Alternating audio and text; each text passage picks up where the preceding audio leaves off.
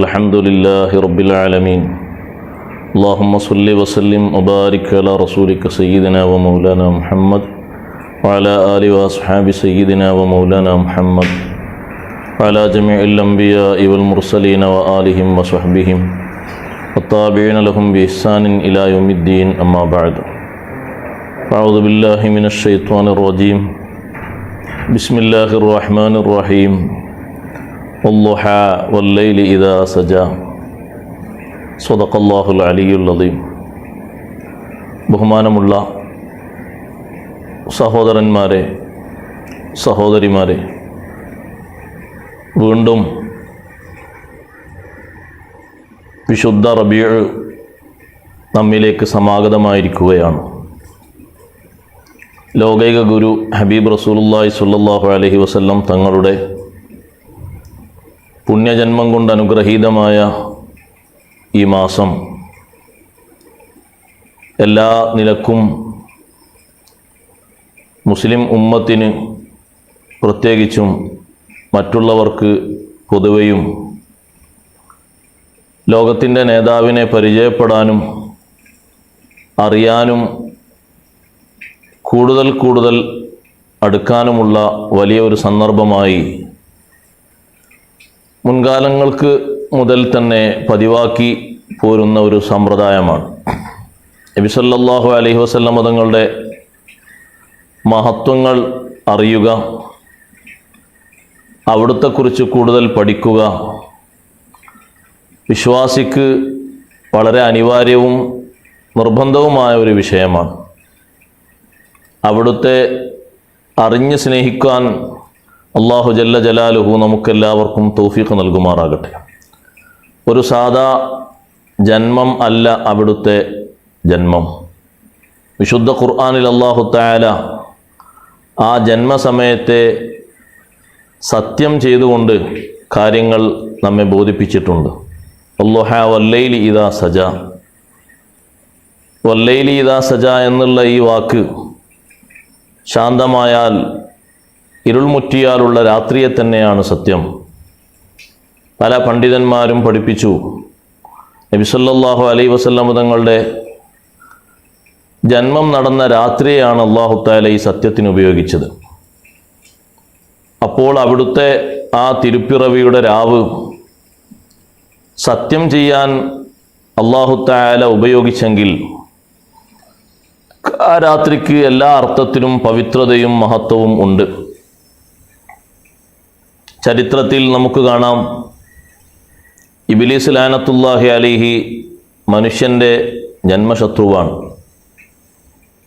ശത്രുവായി തന്നെ അവനെ കാണണമെന്നും കണക്കാക്കണമെന്നും അല്ലാഹു സുബ്ഹാനഹു വ തആല നമ്മെ പഠിപ്പിച്ചിട്ടുണ്ട്. ആ ഇബ്ലീസ് ലഅനത്തുല്ലാഹി അലൈഹി ചരിത്രത്തിൽ ആകെ സങ്കടപ്പെട്ട് ശബ്ദിച്ചുകൊണ്ട് കരഞ്ഞത് 4 പ്രാവശ്യമാണ്. റന്ന ഇബ്ലീസു 4 റന്നാത്തിൻ. ഇബ്ലീസ് 4 പ്രാവശ്യം പൊട്ടിക്കരഞ്ഞു. അതിലൊന്ന് ഹീനലൊഴിന, അവൻ ആക്ഷേപിക്കപ്പെട്ടപ്പോൾ, ശപിക്കപ്പെട്ടപ്പോൾ.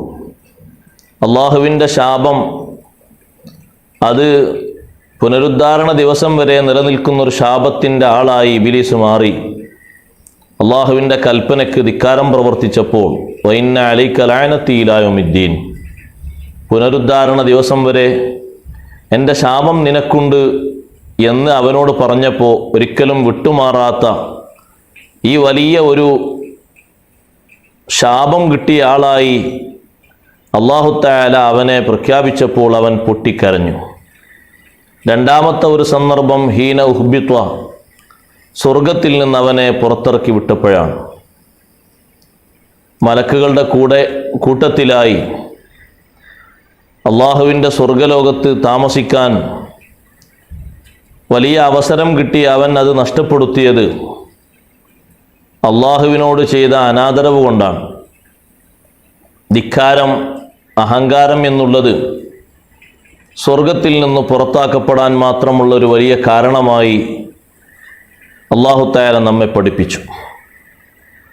ആ അഹങ്കാരം കാരണമായി അവൻ നിഷേധത്തിലേക്ക് പോവുകയും സ്വർഗത്തിൽ നിന്ന് അവനോട് പുറത്തിറങ്ങാൻ വേണ്ടി പറഞ്ഞപ്പോൾ ഫഖ്റുജ് ഫഇന്നക റജീം ഫഖ്റുജ് മിൻഹാ ഫഇന്നക റജീം, സ്വർഗത്തിൽ നിന്ന് നീ പുറത്തിറങ്ങും, നീ അഭിശപ്തനാണ് എന്ന് അല്ലാഹു തആലാന്റെ ആ പുറത്തിറങ്ങാനുള്ള കൽപ്പന കിട്ടിയപ്പോൾ അവൻ കരഞ്ഞു.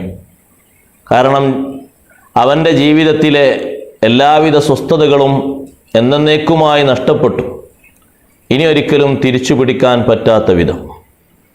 മറ്റൊന്ന് വറന്നത്തുൻ ഹീന ഉലിദ റസൂലുള്ളാഹി സ്വല്ലല്ലാഹു അലൈഹി വസല്ലം, നബി സല്ലല്ലാഹു അലൈഹി വസല്ലം തങ്ങളുടെ തിരുപ്പിറവി നടന്നപ്പോൾ ആ സംഭവം അറിഞ്ഞ നേരത്ത് അവൻ പൊട്ടിക്കരഞ്ഞുപോയി. നബി സല്ലല്ലാഹു അലൈഹി വസല്ലം തങ്ങളുടെ ജന്മം അവൻ അറിയുന്നത് ഏറെ വൈകിയാണ്. നേരത്തെ അതിൻ്റെ പല സൂചനകളും പല അത്ഭുതങ്ങളും അല്ലാഹു തആല നൽകിയിട്ടുണ്ടെങ്കിലും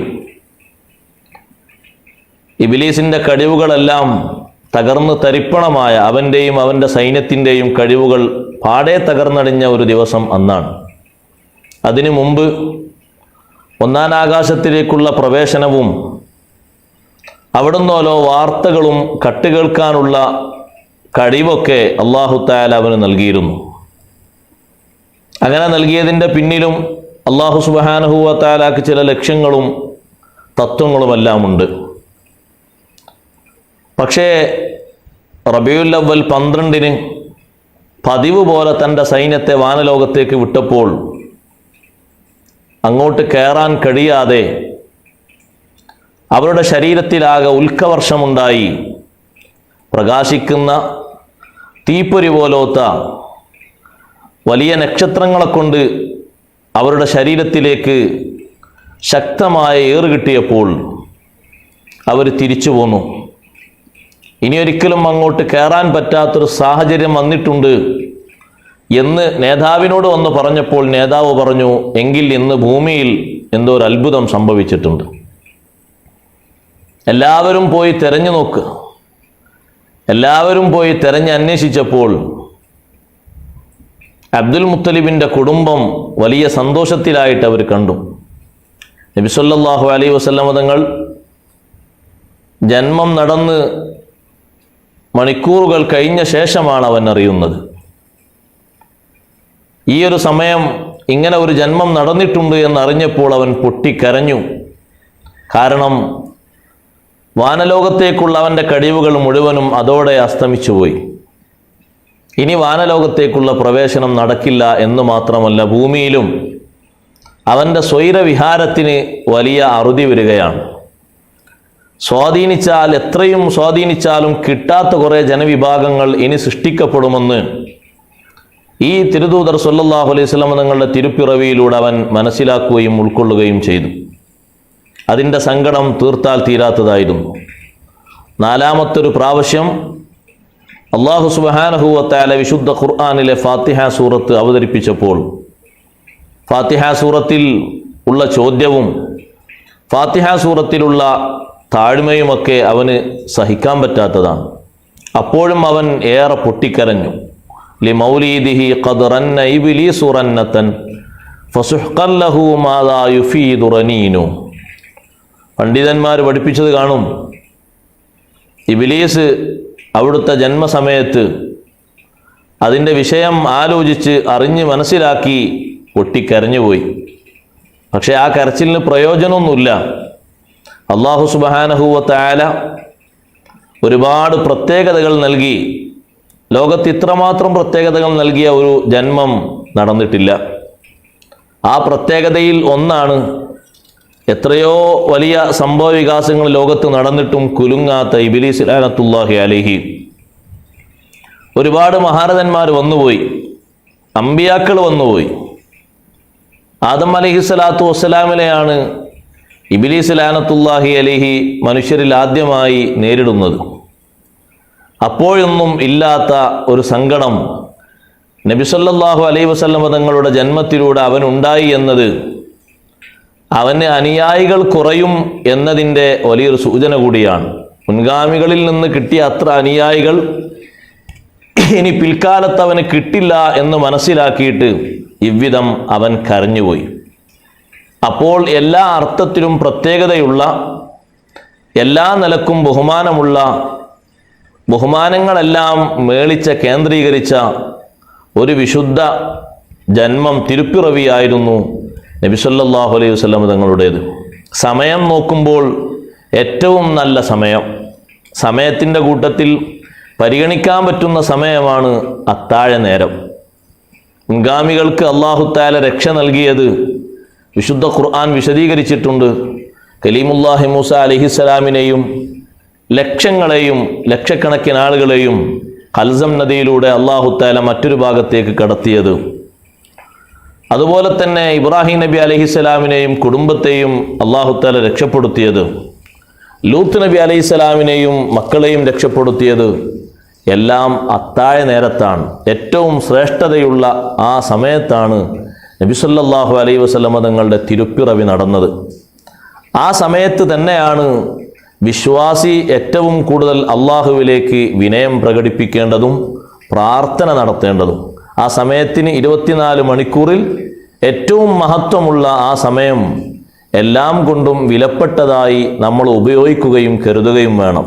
അന്നത്തെ ആ ഒരു റബീഉൽ അവ്വൽ 12 അത്താഴ ദിവസം എന്നല്ല, എല്ലാ അത്താഴത്തിൻ്റെ നേരത്തിനും മഹത്വം വരാനുള്ള കാരണം അത്താഴം കഴിക്കാൻ ഒരാൾ എഴുന്നേറ്റ് ഒന്നും ഭക്ഷിക്കാൻ കഴിയുന്നില്ലെങ്കിലും അതിലൊരു ബറക്കത്തുണ്ട്, എന്തെങ്കിലും അവൻ കുടിക്കുകയെങ്കിലും വേണമെന്ന് മഹാന്മാരായ പണ്ഡിതന്മാർ ഓർമ്മപ്പെടുത്താനുള്ള കാരണം ആ സമയത്തിൻ്റെ പുണ്യം കൂടി കരുതിക്കൊണ്ടാണ്. ആയതിനാൽ നബി സല്ലല്ലാഹു അലൈഹി വസല്ലം തങ്ങളുടെ ജന്മം വളരെ വലിയ അനുഗ്രഹീതമായ, അള്ളാഹു നമുക്ക് നൽകിയ അനുഗ്രഹങ്ങളിൽ എപ്പോഴും എടുത്തു പറയേണ്ട, എപ്പോഴും സ്തുതിക്കേണ്ട, കൂടുതൽ പഠിക്കേണ്ട ഒന്നാണ്. ഇനിയും ധാരാളം പഠിക്കാൻ അള്ളാഹു ജല്ല ജലാലുഹു നമുക്കെല്ലാവർക്കും എല്ലാവിധ തൗഫീഖും നൽകി അനുഗ്രഹിക്കുമാറാകട്ടെ. അസ്സലാമു അലൈക്കും.